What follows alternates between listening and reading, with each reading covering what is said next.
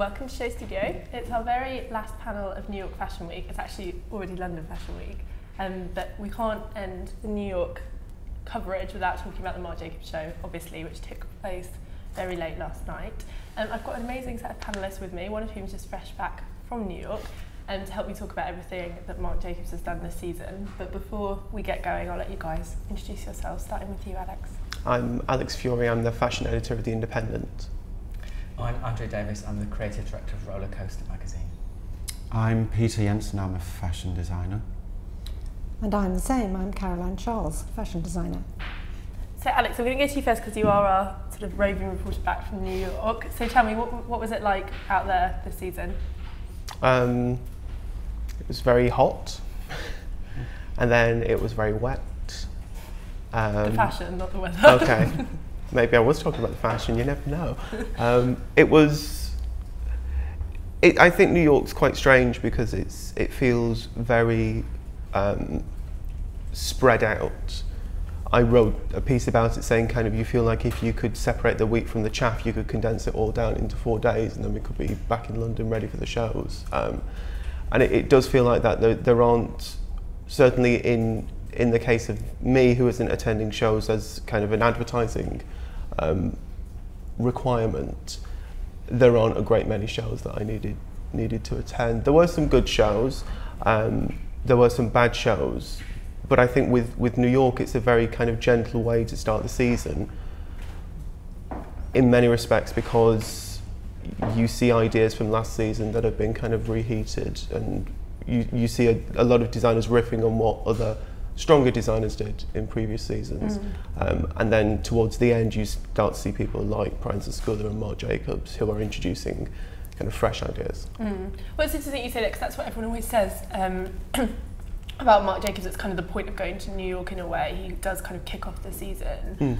I'm interested to get everyone's opinion. What makes him such a sort of pivotal and important designer? I'm not going to pick on anyone, someone can offer it up, but someone has to speak. I saw him in Paris to start with years and years ago, and I just was completely transfixed in a dark theatre in the top of Montmartre, and I thought this man is just wonderful to wear, to look at, everything. And then commerce happened. So now I'm back with it. Explain that to me a little bit more. Well, I think that American Designer in Paris sounds like a movie, doesn't it?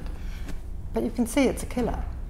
It somehow is so frantic and so ill-making and so on. So I'm really pleased today that we're going to see it back where he belongs, well, where he always has been, but in his own city. Do you think that's interesting what you say now he's not doing Vuitton anymore? Do you think that has kind of freed him up to be more creative and exciting?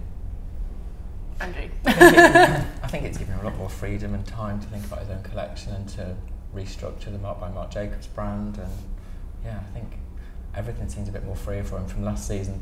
Just the set and the clouds for me was like an indication that he was free again. Yeah. Which is great for him, I think. Why do you like him so much? Do you like him so much? I don't know what it is, and you know, it's, you know, I don't wear much of the menswear, but the womenswear is so beautiful and so well considered, and it's always that starting point of the season, like you said. So for people that are really into fashion and love their fashion, it's great and it's exciting, and of course I stayed up last night to watch it because that's why I do this job. Oh, that's sweet. Peter, tell me what your thoughts on Marc Jacobs.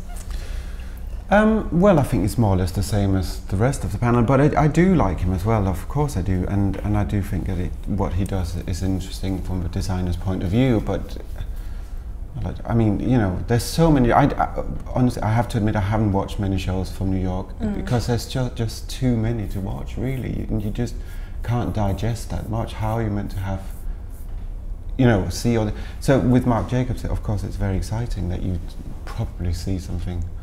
I don't know if it's new, I have no idea. I mean, what is it? I don't know, is fashion new? I have no idea, but probably there is some new silhouettes and some new fabrications and some new, and he looks like he smells nice, so I kind of like that.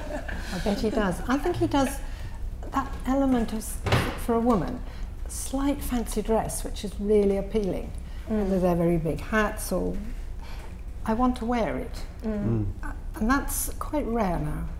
That notion of costume is quite interesting because he does do that in a very intriguing way. And it's interesting that we were talking about newness as well, because I think that's one of the things that I find really intriguing about him is his references and how he can be incredibly literal to decades sometimes, and he can kind of move around and take lots of different things as inspiration, but always do something that feels very him, which is, I think, quite a tricky thing to do. What do you think about that, Alex? Because talking about newness with him, because he does riff on things quite heavily, but then it does always feel quite progressive and new. I think it's weird coming here because literally I watched the show at 11 o'clock last night, and although I wasn't in New York for that show, I'm writing the New York roundup for the paper on Monday, and I had to include Marc Jacobs in it. There's no way you can't include Marc Jacobs. And I wrote about the fact that I think he does look at what all the other designers do and then deliberately tries to do something contrary to that, as opposed to looking at them and, you know, glancing over his shoulder and trying to assimilate what other people are doing. You know, if everyone else is doing gingham like they did, and if Marc had gingham, he'd probably throw it out and put spots in there. Or if everyone else was doing pastels, you know, he'd put black in there. It's that idea of trying to jolt against what everyone's doing and trying that instinct to stand out, which actually I think in New York is very new and very different. There's a lot of fashion that tries to kind of blend in. You know, you see a lot of people repeating the same silhouettes, repeating the same kind of fabric treatments, people approaching ideas in the same way. Whereas he seems very excited and very insistent on standing out and on creating something that's different and something that's jolting and maybe something that people won't immediately like. It's quite a brave thing to do, I think. Do you think it's as contrary as that he is deliberately trying to do something jarring?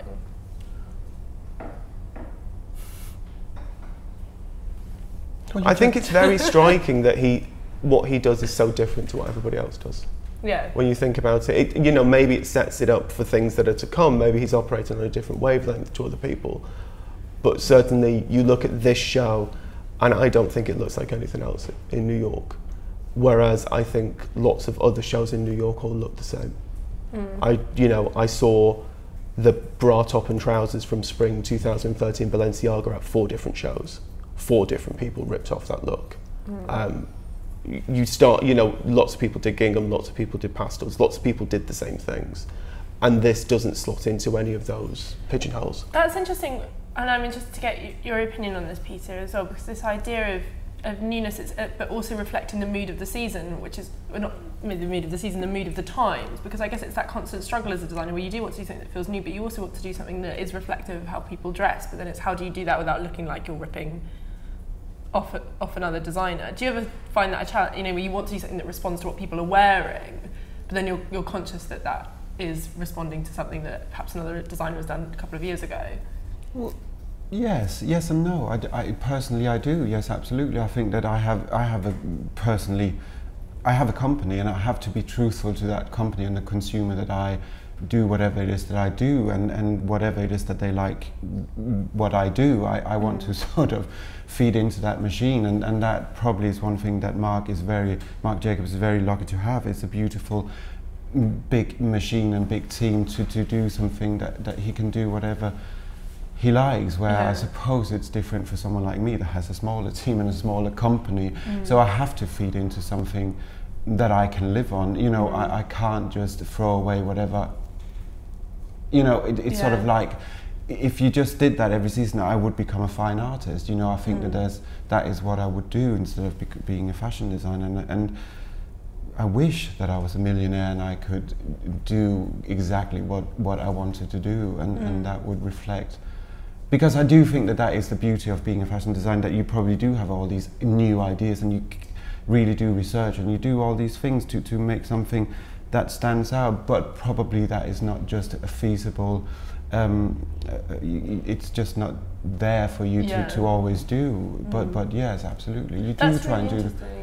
Do you say that in context of Marc, especially because we've just seen Marc Jacobs, which now is like 70% of his business, and he has this, you say this huge machine, and he really does have this massive machine behind him where he can do absolutely whatever he wants on the runway. And do you think, I wonder if that's part of it as well with what he does, is that he's built such a strong company that makes so much money off quite small things, you know, like phone cases and great jewellery and little accessories, that almost it gives him this ability to do something really, really different and exciting. But do you think, does that change your opinion about Alex when you talk about, you expect newness from people, but then... No, I think actually slightly the premise of what you said, I didn't agree with, this idea that it's a fight between newness and doing things that people are already wearing, which is what they will want to buy. I think people want to buy new things and people want to wear new things. I don't think people just want to have the same garments they have in their wardrobe proposed to them again in a different fabric. You know, I don't think it's a choice between those two. You know, you look back at, and it's a kind of cliched example, but if you look at the new look, that was completely different to what everybody had been wearing, and that was precisely its appeal, and that was precisely why people wanted to wear it. And I think there is a big part of fashion that is still on that premise, that you propose something new, which is desirable, and then people want to buy it. I don't think the idea of something being commercial has to necessarily be ripping off ideas that you know will have already sold. I don't think, it's not, for me, a fight between those two.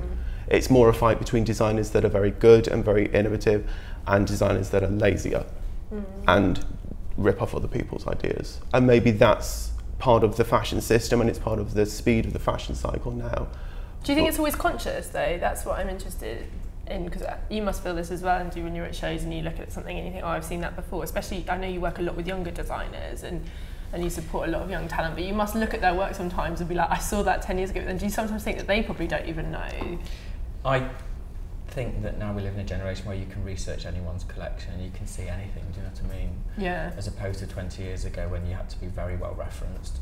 I spend a lot of time telling students and younger designers, of course, that I've seen it before. Even the season before, some young designers try not to look at other people's clothes, and it's like you have to look at everyone's clothes so that you're not repeating something, that you stay fresh and on the edge and stuff.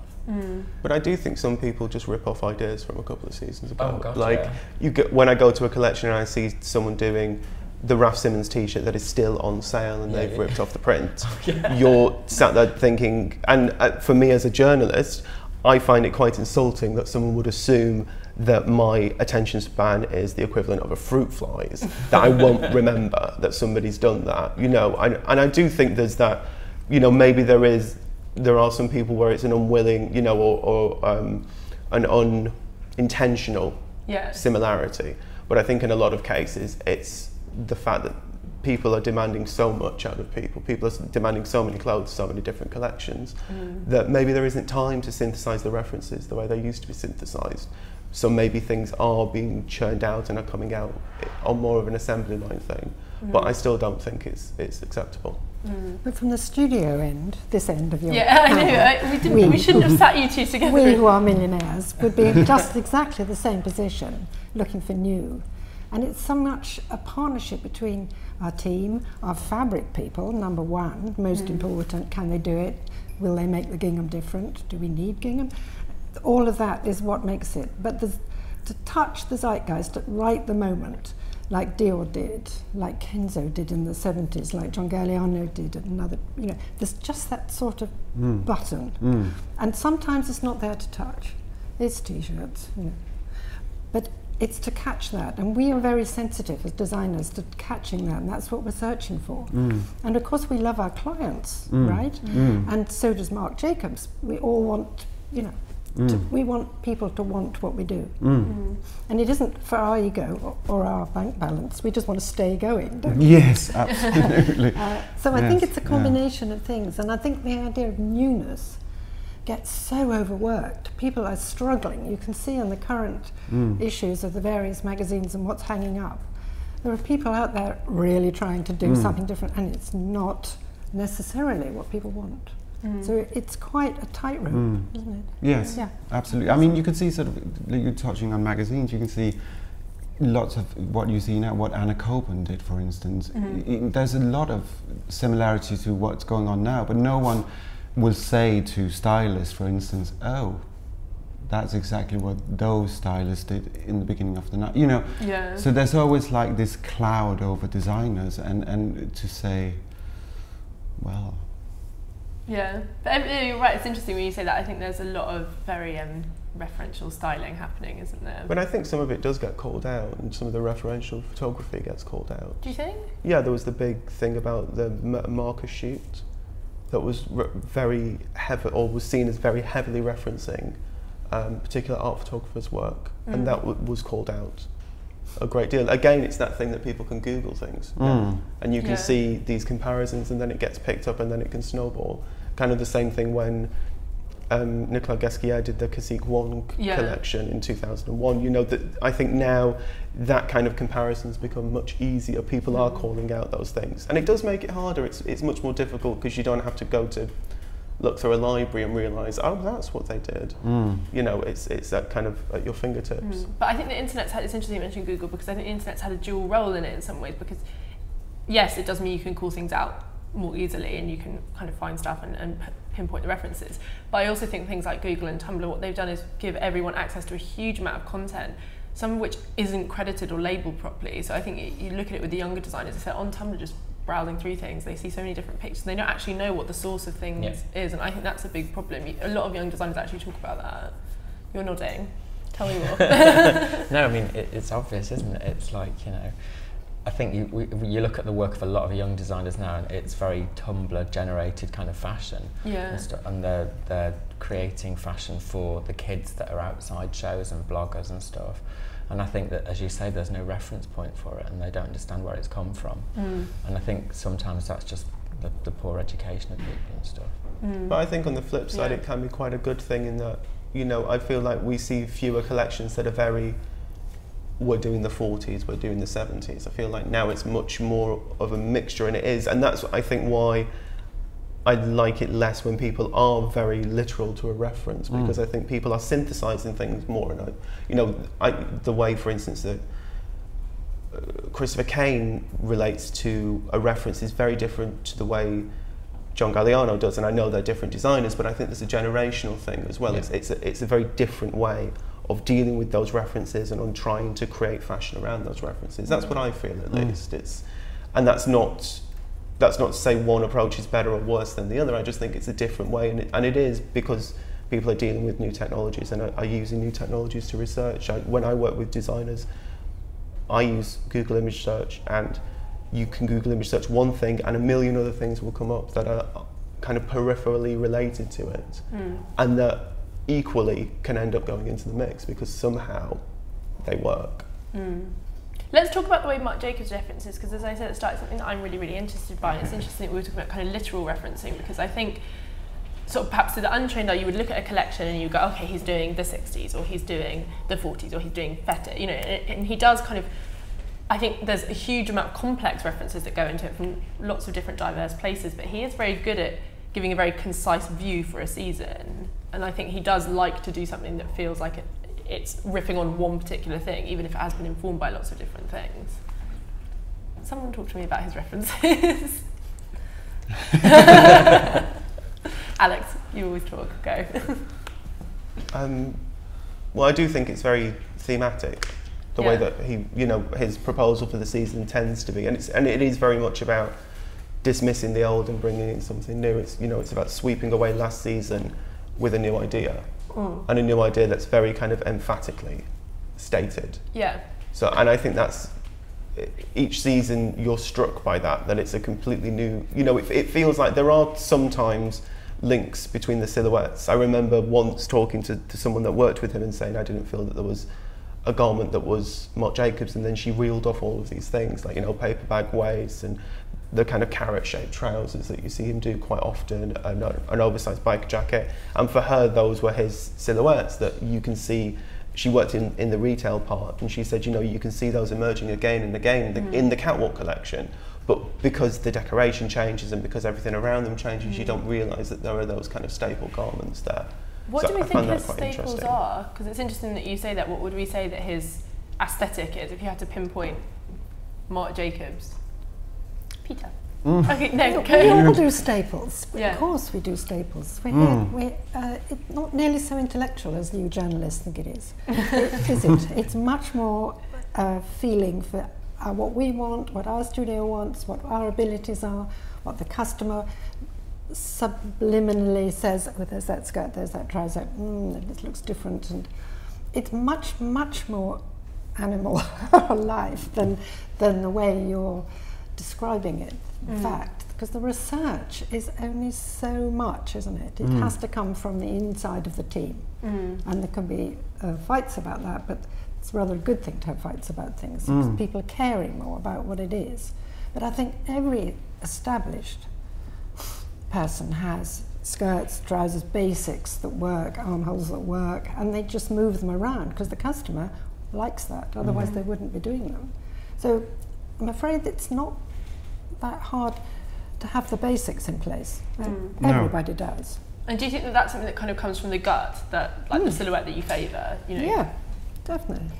Well, I think the bigger is talking about is to do with the team. You get feeded all these informations from your sales team for God knows who, to say that you have to have these, you know, to pay salaries to the people that works for you. You know, that's how it works really. For I mean, for me, Yes. I mean that is. I mean, that sounds really boring. the thing to do is to try and bring in the big skirt. Now there's a problem. We're going to talk about. I hope we're going to see a big skirt, because the drawstring trousers and all that is quite tricky for the customer.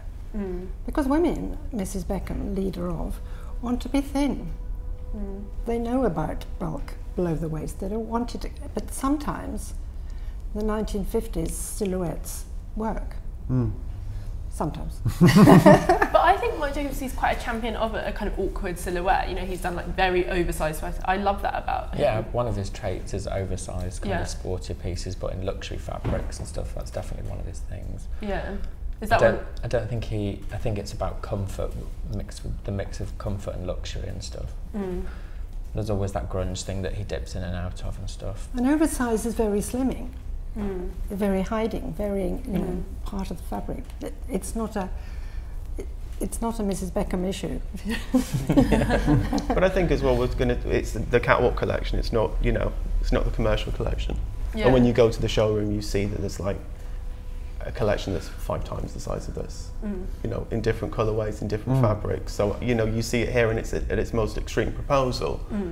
But that, you know, so maybe those staples won't be in there, but they will exist. Yeah, for sure. Should we see the show? It's an interesting show. No, it has to have some kind of fear to do it. I mean, otherwise it would be dreadfully boring for a journalist point of view to have anything to write about. Yes, of course. I think he said something about this one, that it was about that separation between the clothes and the show. The idea that he has to do something. Yes. Yeah. He gave a quote where he said, it's always about the clothes in the store, but he provides a second story. So I think that's quite interesting, that it is always about what's going to end up for sale, but then he does this extra kind of thing, and I think maybe that's where he lets his creativity really run wild. It is with things like the sets, which he's become known so well for. Which is that's the point of being the millionaire, is to create the theatre. Twice a year to put a play on. Yeah. If there's time, if there's money, if there's time. Yeah. And that's the joy of it, if you can get it. For everybody, audience, customer, models, lighting. He's done this thing this time, which you can kind of see. Should we start looking, where he's Beats by Dr. Dre kind of sponsored elements of the show, so everyone on their seat had headphones. You can see everyone putting them on, so everyone heard the soundtrack just through the headphones. It wasn't played in the venue, so I think it's this idea of trying to connect everyone individually with the fashion as well, so you get quite sort of stuck in the little world, which is quite sweet.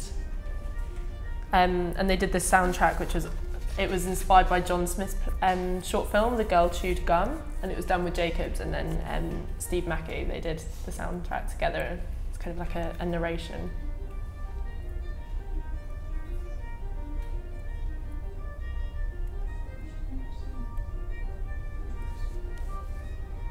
What do we think of the pink house, Andrew? Would you like to live there? I love the pink house. I spoke to Katie this morning. There's no significance to the pink house for all those people that really thought into it. Really? It's the fact that military colours look great against pink, and they both love pink. That was Katie Graham that told you about the stylist. Amazing. Yeah, one thing that was interesting in this collection is this, he talked a little bit to some of the journalists who went backstage about trying to do things that felt incredibly familiar, so things like the military and the brownies uniforms, which is riffing on and things that, you know, all the team were incredibly familiar with military colours. He talks about that in military shapes, and it was trying to do something that felt kind of new out of that. I love that there's just no significance to the pink house, so everyone's probably reading so much into it.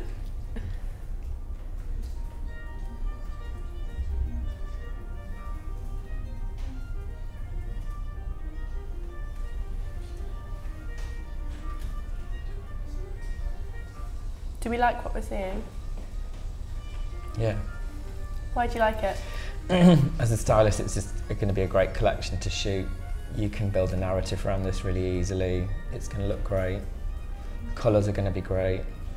It's quite inspiring. It gets you thinking about what you want to do for the next season now, which is quite good. Gold buttons. Hey, hey. That'll please a lot of button suppliers. I think it's lovely, this. I think it's wearable. It smacks of the... Last time I remember the 70s army.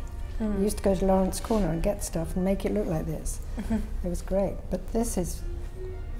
Well, the first ones are good.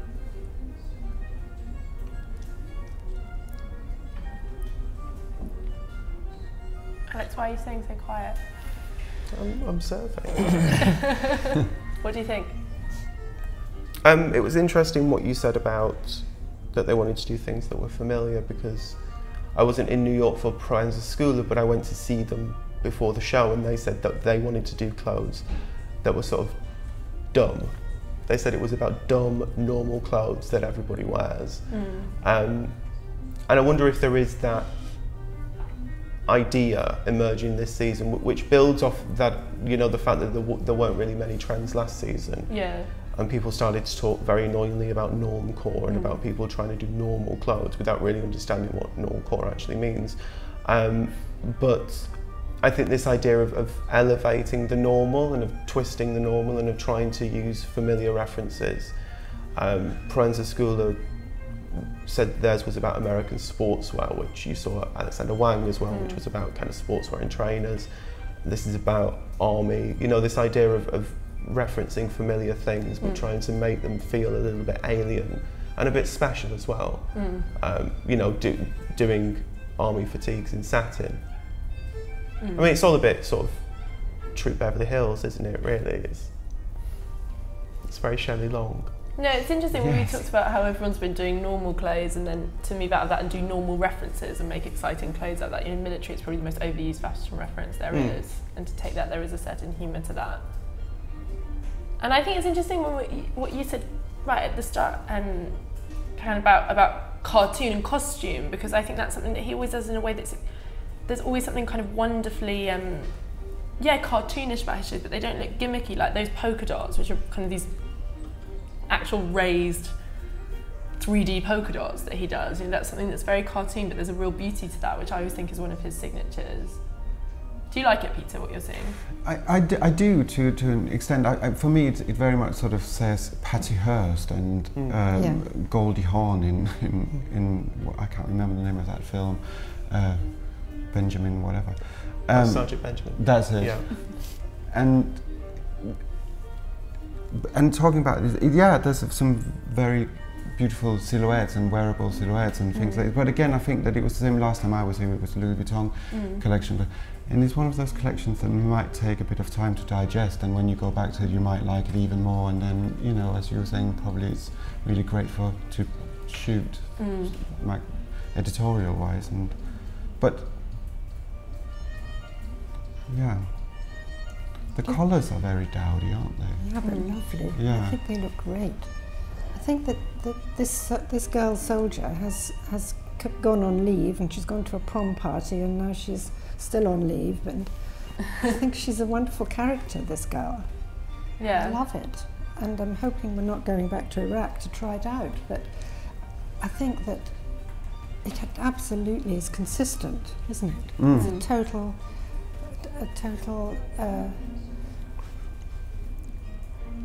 feeling, mood, and the length is lovely.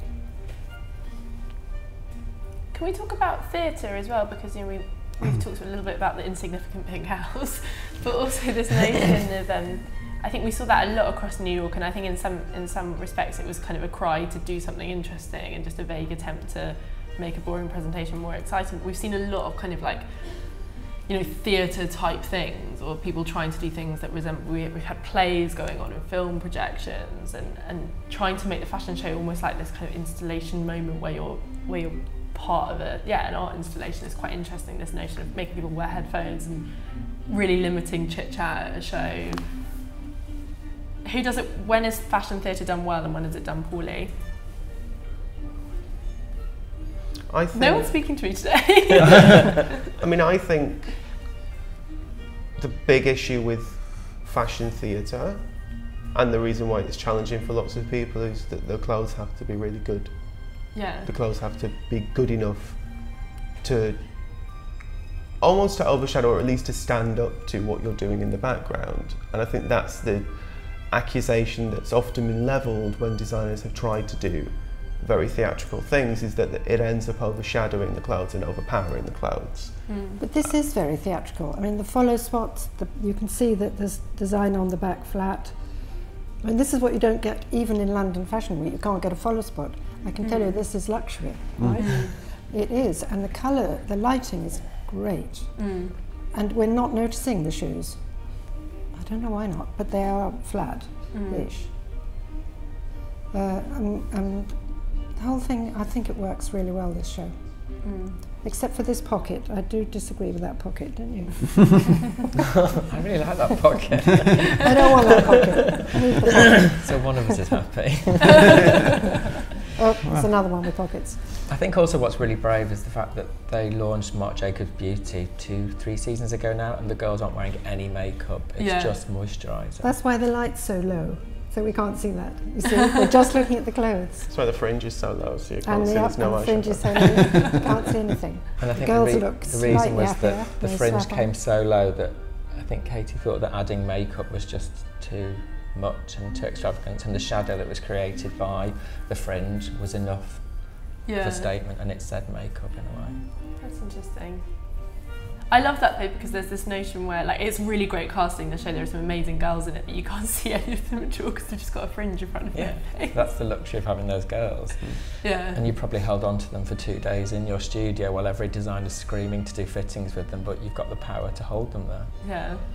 And then you just cover them up with a huge fringe. But I think that's something kind of that Marc's done before, and there's I mean, with this collection it works especially because, you know, ho-ho, uniformity, you know, uniformity in the clothes and uniformity of the look, but he's been about camouflaging the models, and again I think it's that thing of focusing attention onto the clothes. It's very interesting to think of this immense theatrical set and it actually being chosen to offset the colours of the clothes. I find that very interesting as well, because a lot of people would see it as potentially overshadowing it. I don't think that's that much of a theatrical set though. I think it's a massive pink house. It's a huge pink house. Yeah, but the front of the room. Have you seen the size of it? But it's not very you know, it's but then you're shape. listening to the headphones, and the headphones, like the John Smith film, are detailed. You know, it's noises from inside the house, and it's instructions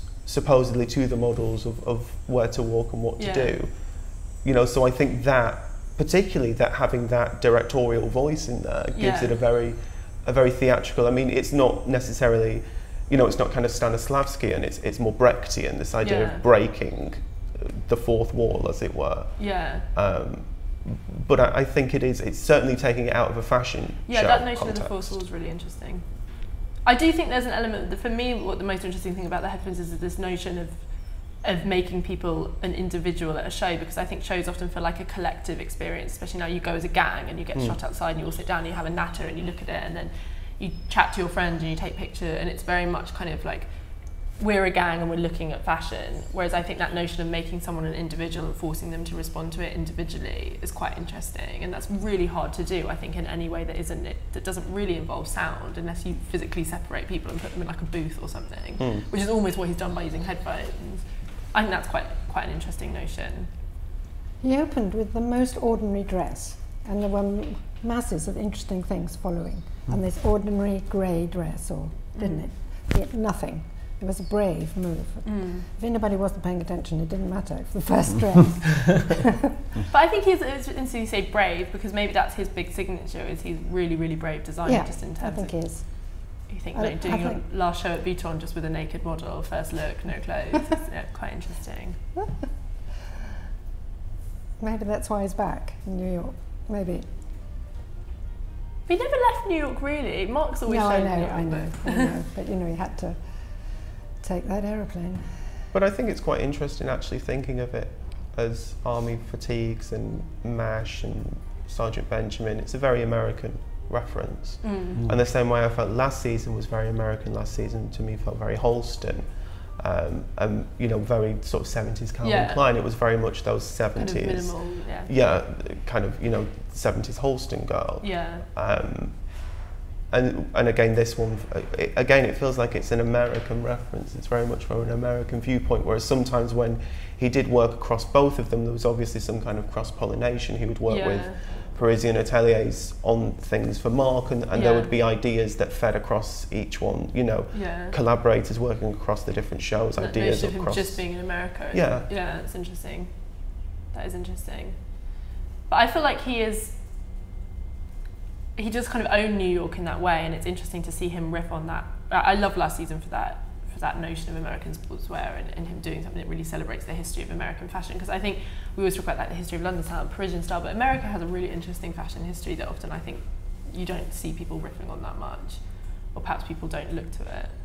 Or people don't admit it. Yeah, very true. What, do they look at it? You know, they look at Jeffrey Bean. I think Jeffrey Bean is one of the designers that people look at the most and no one ever talks about. But I think as well, it's almost that thing where when, you know, people say, oh, there haven't been great American designers, and then when you start to go through them, exactly. People realise. Someone once said that to me, and then I was sort of like, well, you know, what about Claire Mercado? What about Stephen Sprouse? What about Stephen Burrows? What about Patrick Kelly? Like, you know, and these are all the ones that were just on the tip of my tongue, and then you think of more, it's deeper and deeper. Yeah. And I think it's interesting because I feel like it is very different to Europe. It comes from a different tradition. Yeah. You know, Europe is from this tradition of handmade clothes, and America really doesn't come from that. It's from a tradition of mass manufacture. Which is even more interesting to be then reconsidered and pulled apart now. Do you find American designers interesting? It's interesting that you were kind of smiling when Alex was reeling off his list. Are you interested? Oh my God, yes, absolutely. I love those kind of Holston shows. I love to see Liza Minnelli and Holston and Angelica Houston. Well, you know, they're so chic and they're just beautiful women in beautiful made clothes from beautiful fabrics. And what's wrong with that? You know, I certainly think from a European point of view of having a company in Europe, I'm desperately jealous of American for having companies as they have, you know, because if you're big in America, you're fucking huge. I mean, you are, you know, there's no going around that. And what's not to be jealous of that? You know, you can buy a house and you can have you know, and have this freedom, you know, which I think, you know, Marc Jacobs do have. You know, there's a great personality to him, and I do very much. Yeah, no, I love looking at American designers. I really, really do. They don't know how good they have it. Well, you know, if you see Liza with a Z, you know, all those Holston costumes and that is brilliant. They certainly have the facility to make offshore, as they used to say when I worked there, but they'd never had any fabrics. You have to get the fabrics. You have to get the fabrics from Europe. But they can afford that. They do afford it. They do definitely afford it, and good they do. Yeah. I'm interested in this embellishment. I think that's really fantastic to do an embellishment that feels really, and we've seen that for like quite a while now, but I just love it when people do embellishment that feels quite clunky and awkward and odd, and it doesn't look opulent. You know, we saw a lot of like big jewels, but this notion of that polka dot is quite jarring, you know, it's quite odd. It looks like the kind of thing you see on a children's toy, you know, a big raised polka dot. It's not the most beautiful thing. I think the notion of making that seem really luxurious is quite interesting. There's no jewellery here at all. No, just the buttons. And the belts are great. Big double army belts. And epaulettes. And a Birkenstock. Yeah. But they're not even really Birkenstocks. So when you look up close, they're even more kind of orthopedic looking. You know, those Dr. Scholl. Yeah, Dr. Scholl, exactly. They've got like the punches in the side. They're really, really... From Boots. I think these looks are really interesting as well, where it gets slightly more playful. Do you think this is What is this, beading or embroidery or print or both? I think it's a print that's got that kind of Extra embellished raised over the top. Yeah. I think there's cut work as well. There were dresses with rows of kind of cut open work embroidery into them. To me, number 30 is like a real Marc Jacobs. You look at that, it couldn't be anyone else. I think that's very tricky, I must say, number 30, for anybody. But that's kind of what we were saying about that idea of a commercial code. You know, that's something that you kind of, you warm to it because it's so obviously him. Do we think people will like the show? Do we think the response is good? And people will, because last season I think was a real turning point and everyone was so excited to see it, and I think everyone was really pleased by what they saw. How does this follow on from that?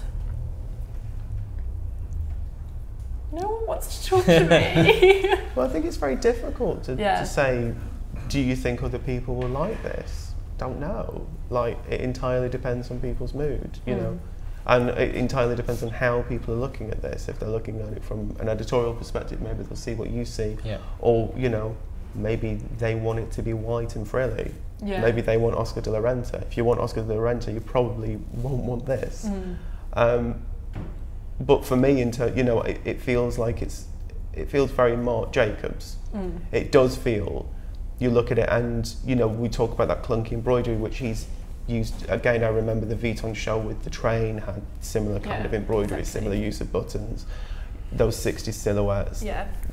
The general feel of it, I think. I mean, the first thing that I said when I watched the live stream was, "Oh, it's Barbie doll meets Action Man." Which I think there's something doll-like, and you have the doll's house, and you know, and I stand by that assertion. Well, this notion of playthings a little bit, isn't it? And fashion is something quite playful and quite sweet and quite fun, and I think people are going to want the trousers. Definitely, they're going to want these big tunicky soft tops. They're going to worry about the satin dresses, where to wear them. I think it's going to be commercially good. People are going to want it. How are you going to shoot it, Andrew? I mean, for me, what's exciting is that if I have to work with an actress this next season, there's a 60s red carpet dress there. If there's a press junket, you know, there's a trouser suit there. There's things from day to night. These are all the things that I have to deal with on a daily basis when dressing people and stuff, solving problems, what works for what occasion. There's definitely things for great occasions there. So on that thing, it works really well for me. He talks about trying to take people to their happy place. Has this made us cheerful? Everyone seems quite flat this morning. I was very happy last night. I couldn't sleep for a couple of hours thinking about it. So really? Why were you so happy? I think the pink. And the colours. I think, you know, these are great colours, and I hope that these feed into menswear for next season as well somehow. I think that'll be really exciting. Okay, so it has made us happy. Good. Should we give him a round of applause then to wrap things up? Thanks, guys.